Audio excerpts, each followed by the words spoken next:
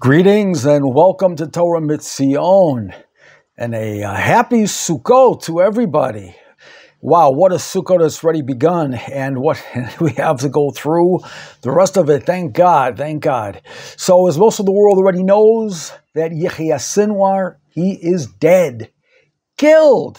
He was killed on the first day of the Jewish holiday of Sukkot. Now, the news reports at the IDF shows that they state it was a happenstance. It happened literally by chance after going after 3 terrorists who they discovered in a building, not knowing beforehand the identity of the terrorists, where, as they say, luck had it, that one of the terrorists was in fact Sinwar. Now, we, the children of Israel, the Jewish people, have an inherent foundational rule. There is no such thing as coincidence, happenstance, luck, randomness, call it what you want. Everything is guided through hashgachat pratit, which is divine providence of Hashem. Therefore, who killed Sinwar? It was Hashem, the greatest power and protector of Israel, which is including the Holy Land and the holy people, being one of the same name, Yisrael. Now, so I'm talking about the name Hashem, I want to bring about something that I see a lot of comments about, saying that, why do you refer to God as Hashem? It doesn't say anywhere in the Torah the name Hashem in reference to God. So maybe people don't know this, don't have this information, so I just want to clarify this. The name Hashem means the name. We use this name to refer to Hashem, as we have done for thousands of years throughout, because of reverence. We do not want to just take Hashem's name by rote, his holy names, Adoshem, Yud-Kei, Vav-Kei, etc., Elohim, referring to Hashem, that is. I can say Elohim Acharim, which means other gods. That's a different way of looking at it and saying it. Then we don't want to do this, as it says, 10 Commandments, do not take Hashem's name in vain. So we take this very serious. We don't take this lightly at all. Now, everything, I want to make it clear, works according to the principle of cause and effect. And it is easy to see the effect, but most of the time, it is the cause that is elusive and evasive. Let's ask another question. Why was Sinwar killed on the first day of Yom Tov, of the holiday of Sukkot?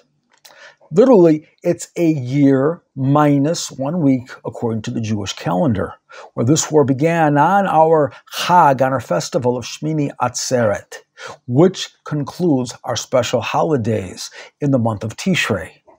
So why? So to begin to answer this question, it is important to know and understand that regarding Hashem, there is no difference between past, present, and future, as he is above time. This is also the symbol of his holy name, which includes this, which is Yud, Hey, then Vav, Hey, which is a combination of Hoya, Hove, Yehieh. Was, is, will be, it's all the same, or it's called the active presence now in our time and forever. So, therefore know that all of our history, knowing Hashem knows all the history, he knows what's happening, and for our understanding purposes, everything that happened, will happen, is happening now, where all will culminate eventually to manifest the ultimate divine plan. Hashem is completely aware of all of it. So see now what is written in the Torah regarding this very special holiday of Sukkot, which is the overall theme of Sukkot. It is written in Devarim 16:15. It says over there, "V'samachta b'chagecha, ata uvincha uvitecha v'avdecha v'amatecha v'halevi v'hager v'hayatom v'ha'alamana asher bish'arecha."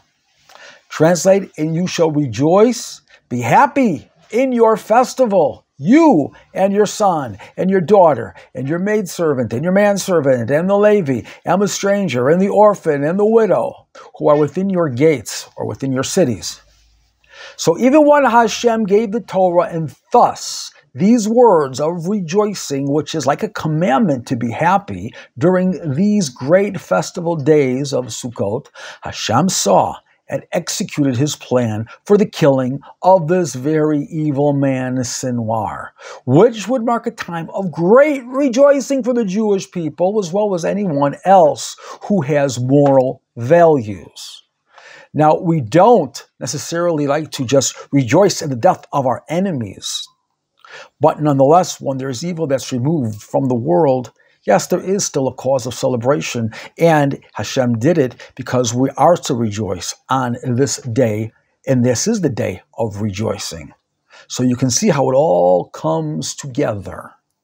Now, it is the secret in Besimcha, or Simcha, Sameach, rejoicing, being happy with Hashem, experiencing true happiness because of our eternal bond with Hashem and our love and our trust in Him that fosters Hashem to protect and save His nation of Israel. Let's ask another question. Is there any hint to this connection between this war and the death of this most evil man, Sinwar, and the holiday of Sukkot? So let's take a look at a very well-known verse, Pasuk in Yirmiyahu 30. That's chapter 30, verse 7. And there it says, Hoi, ki gadol hayom hahu, me'ayin kamohu, v'et zarahi li'akov, u'mimena yivashea.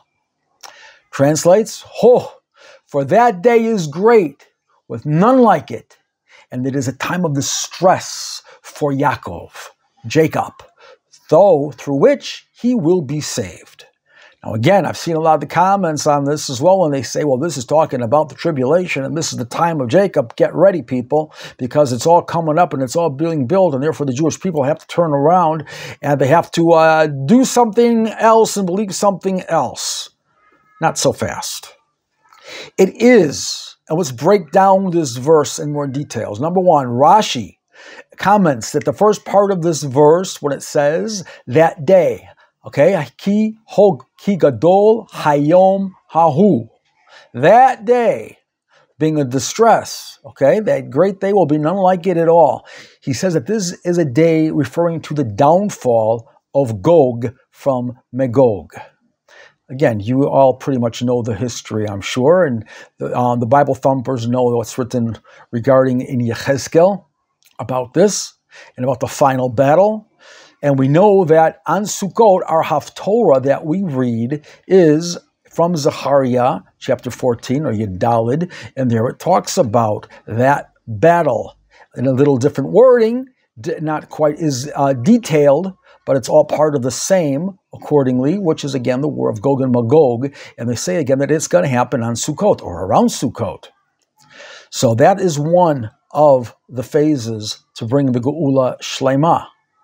But there is more to this. Let's look at the second part of the verse, the words Ve'et Tzarahi translates, and it is a time of distress. The gematria of those words equals 787. The gematria 787 is also the same gematria of the words connected to the holiday of Sukkot from the verse I quoted before. V'samachta v'chagecha, and you shall rejoice in your festival, in your Chag. So we see there is a connection. Let's go deeper. The Jewish people are given by Hashem the command to dwell in a sukkah for a 7-day period, which is to be constructed. The sukkah is a temporary dwelling. It has to be flimsy. It's something which is a temporary dwelling, not so strong. Why? Because the Jewish people have to trust in Hashem's providence and protection.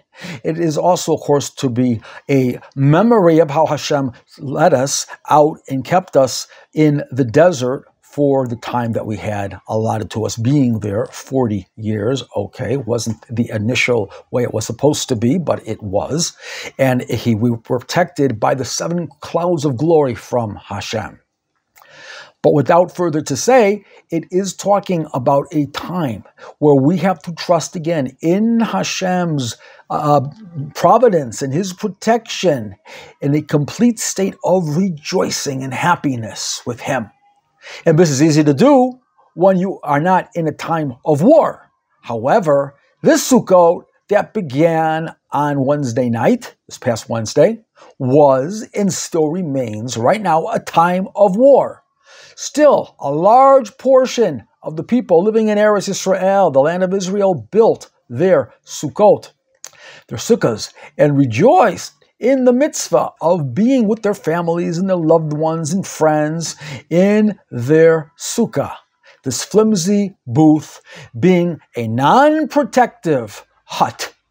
Many had to run to protected, safe areas, bomb shelters, safe rooms during the time when the sirens blared, alerting to the imminent incoming rockets and drones.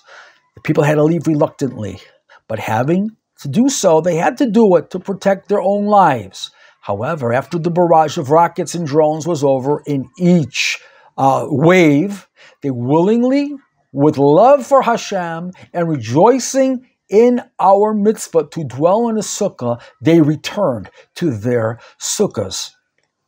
This situation of events repeated itself many times during the first night and the first day, and it still continues even right now. Can you understand the merits that these people of Israel added to the collective soul and the collective whole of the nation of Israel, who had to be under the duress and are still undergoing this time of distress now?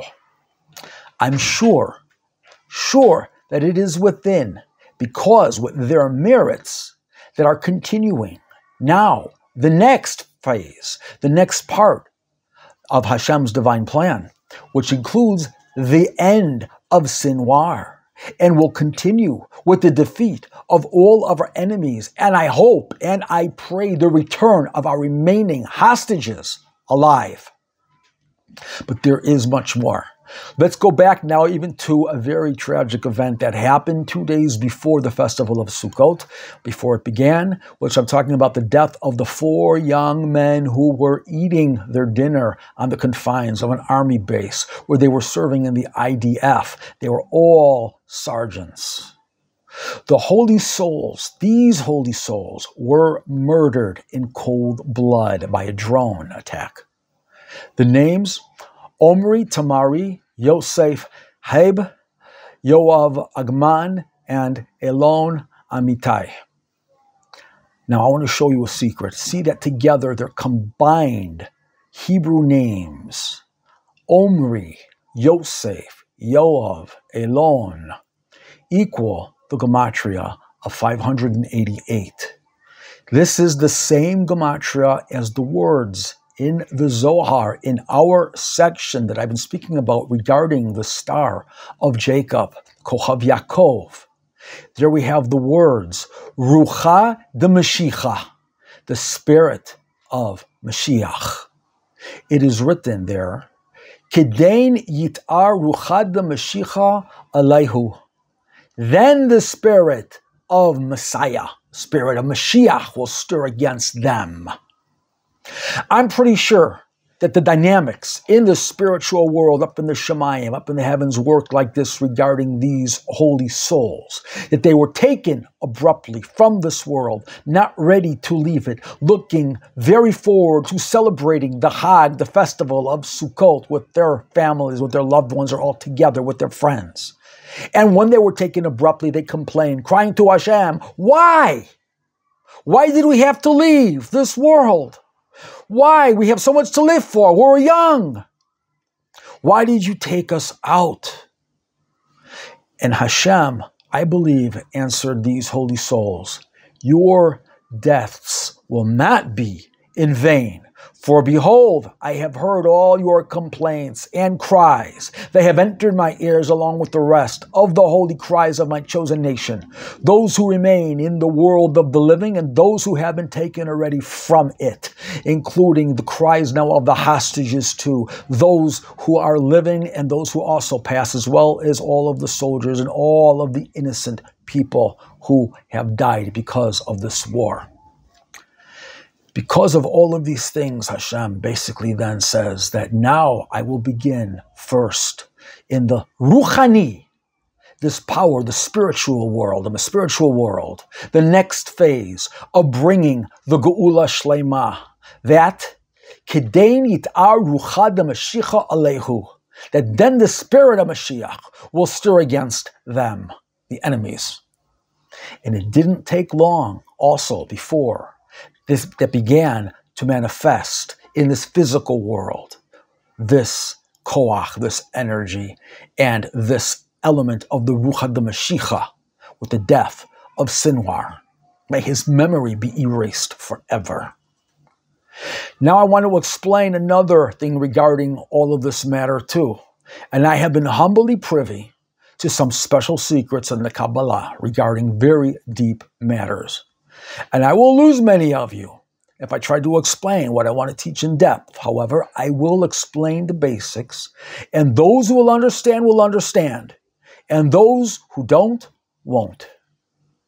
This month of Tishrei is connected to the aspect of Malchut, kingdom, which is the Sphira. However, on the day of Yom Kippur, as it was then, after the Kohen Gadol entered into the Kodesh Kodashim, the Holy of the Holies, and pronounced the complete Holy 72 name of Hashem, the Shem HaMafaresh, he brought down the great spiritual light, revelation of the spiritual abundance that brought with it the light of Keter, light of the crown, the highest Sphira.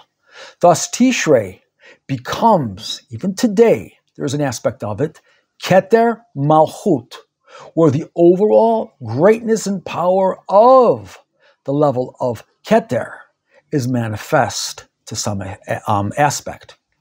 Thus, from Musaf of Yom Kippur until the nightfall after Shmini Atzeret, when the holidays are over, then in Tishrei, there is this level of Keter.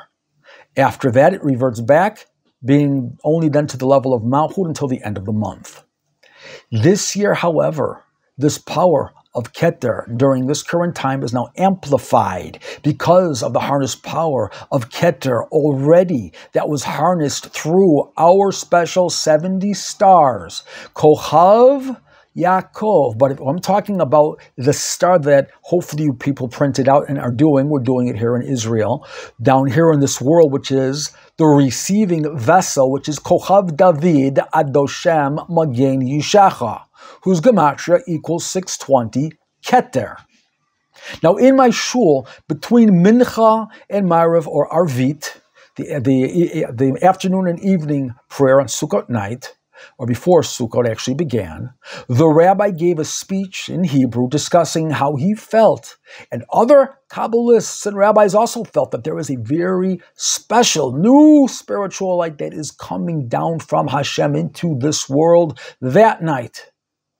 As he was in the middle of his discourse, all of a sudden I felt it was truly amazing. I felt it bringing great happiness and rejoicing that the light was coming down, and I knew exactly when the holiday arrived. Now, I also knew that there's some great burden would be now removed from the Jewish people, and thus all the people who choose to be on the side of good will also benefit from this. And I knew that from the tikkun, from this rectification that we are continuing to do, again until the 6th of Kislev, regarding the special star, that we could further harness this incredible power and gift from Hashem, which is much more amplified to further materialize its power in this world. That night, these words from Yirmiyahu enter deep into my heart and soul, which is the next set of words that we were discussing before, which are the words, Liakov umimena yivasheya, to Yaakov, and from it he will be saved. Yaakov. And I was meditating on that. Yaakov. You have Yisrael and you have Yaakov. The Yaakov could be referring to the people who are not quite meriting, people who are kind of naive, not knowing necessarily that much from the Jewish people. They're referred to as Yaakov according to some aspects and some ways and teachings of how to understand these. While Yisrael is referring to the higher level of rabbis, people of knowledge and understanding. But even here, to Yaakov, they will be saved from it, and all of Israel, of course, even them. So the gematria of those words, I was thinking 739. Then also came to my mind, entered my heart and entered my soul from the pasuk of Tehillim, 51:14, Nun Aleph, pasuk Yud Daled. Hashiva li sason yishecha, v'ruach nitiva tismecheni. Restore to me the joy of your salvation, and let a noble spirit support me. A lot to be said on this matter. I further investigated this verse, and I discovered with the help of Hashem that the words in this verse, Yishecha v'ruach, your salvation and spirit, equal the gematria of 620, Keter, the crown. Now, let's put this together in more ways. Add the name of the star, but with Hashem's name above, so we have the gematria, as written in the pasuk of Yud Kei Vav Kei, Hashem's holy name, and Mogain Yishecha instead of Adoshem, with the Aleph Daled referring to Hashem manifests in how we speak in this physical world of Malchut. We're in a higher level now. So therefore, Hashem again Yishecha, the gematria is 519. See now the pair of words. It's also written in Tehillim of this month, I should say this year, being Tafshin Pei Hey, 85, Tehillim, chapter 85, Pei Hey. And you have over there, you have the words Chesed v'Amet. And you have us repeated a few times, more than a few times, throughout Tehillim and throughout the Tanakh. Chesed v'Amet, kindness and truth. This is the way Hashem wants us to live our lives and act in accordance, following His attributes, how He does things. And the gematria of Chesed v'Amet is 519 also.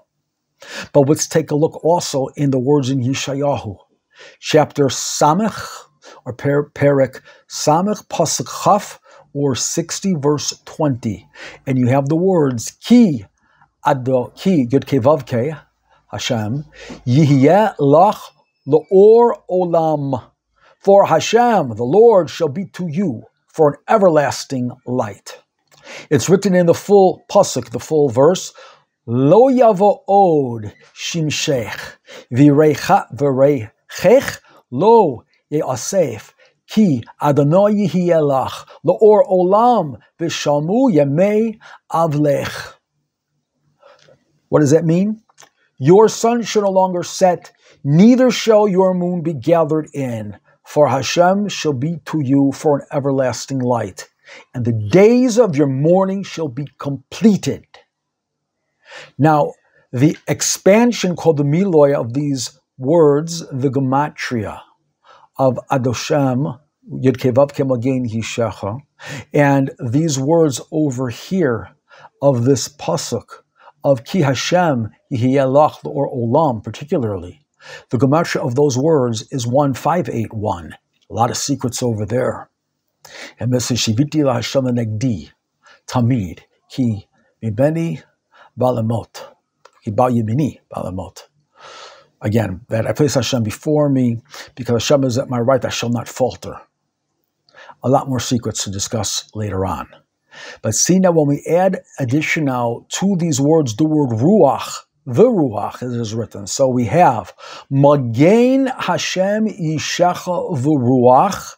The gematria equals 739. 739. And what is 739? It's exactly, again, the same gematria of the words, Liakov umimena yivashaya. To Yaakov, and from it he will be saved.